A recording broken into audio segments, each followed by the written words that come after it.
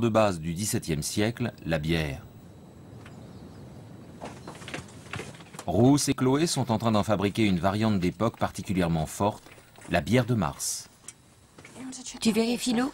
Il est nécessaire de brasser à de nombreuses reprises durant l'année, car c'est notre boisson principale. Ça n'est pas juste pour nous saouler le soir. Ce n'était pas encore la révolution industrielle, mais cela ne signifie pas qu'il n'y avait pas d'industrie. Il y avait de nombreuses papeteries, tanneries, teintureries, tout installé sur des rivières, utilisant l'eau et rejetant leurs effluents dans le courant. Alors, à moins d'avoir sa propre source, l'eau pouvait être assez douteuse et la bière était une boisson sûre. L'eau est à la bonne température. Parfait, tu verses le malt. Combien tu en veux, un tiers? Oui, je crois. L'ingrédient principal, le malt, est de l'orge germée qu'on se procure en général chez un malteur professionnel. Le dernier. C'est parfait. Après avoir battu le blé pendant plusieurs heures, Alex et Fonz font une pause pour examiner le précieux fruit de leur labeur. Je dégage tout ça. Regardez-moi ça. Il y en a bien une épaisseur d'1 pouce sur la couverture.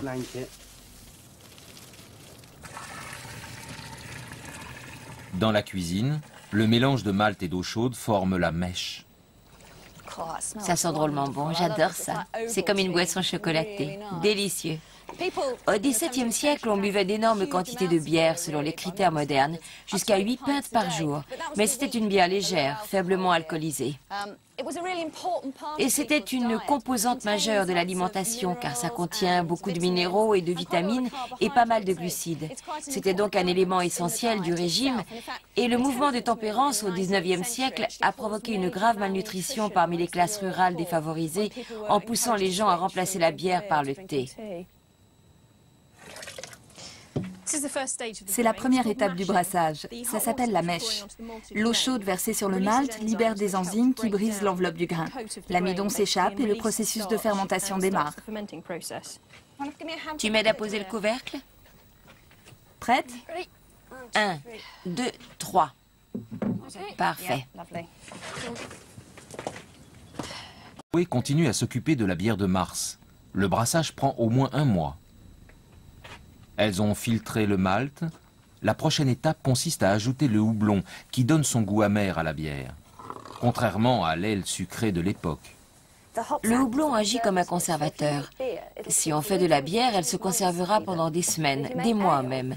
Mais si on fait de l'aile, elle ne se gardera qu'une quinzaine de jours tout au plus. L'odeur est différente. C'est vrai, ça change vite.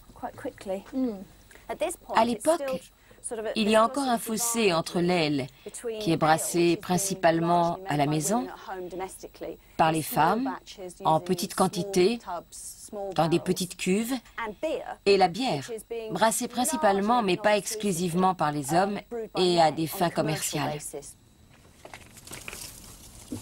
Il faut faire bouillir le houblon 1 heure, puis on ajoutera de la levure avant de transvaser le mélange dans des cuves pour la fermentation. Dans la laiterie, la bière de Mars des filles a fermenté tout le mois. Elle est presque bonne à boire.